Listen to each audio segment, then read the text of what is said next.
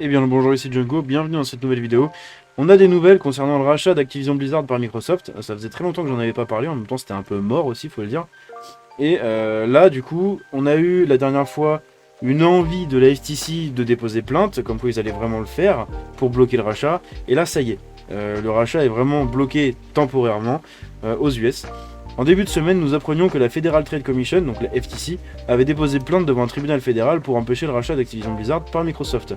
Nouveau rebondissement, le rachat est complètement bloqué en attendant un examen de la Cour. La FTC obtient son ordonnance restrictive temporaire.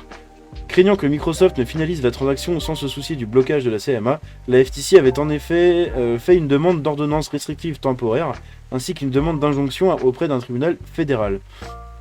Aujourd'hui, nous apprenons qu'elle a obtenu l'ordonnance restrictive temporaire pendant que la Cour examine la demande d'injonction.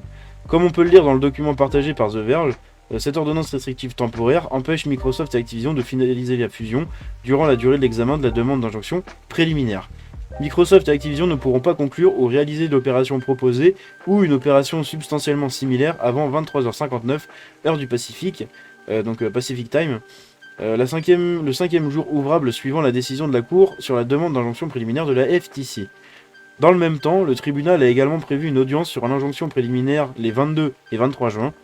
Rendez-vous la semaine prochaine. Pas plus tard qu'hier, le vice-président de Microsoft, Brad Smith, évoquait que la plainte de la FTC devrait accélérer le processus de prise de décision et que cette accélération de la procédure aux États-Unis apporterait plus de choix et de concurrence sur le marché. C'est assez rigolo de ramener ça du coup à cette phrase-là.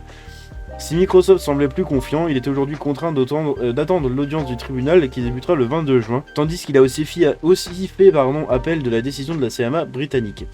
Pour rappel, le rachat devait initialement être conclu avant le 18 juillet 2023. Passé cette date, Microsoft devra verser une indemnité de rupture de 3 milliards de dollars à Activision Blizzard si l'accord n'est pas renégocié. 3 milliards quand même, ça fait très très mal. C'est pour ça qu'ils veulent un peu se dépêcher, je pense. L'affaire n'a donc pas fini de faire parler d'elle, et il y a fort à parier que de nouveaux rebondissements auront lieu la semaine prochaine, notamment quand on aura la décision. Comme d'habitude, je vous tiendrai au courant.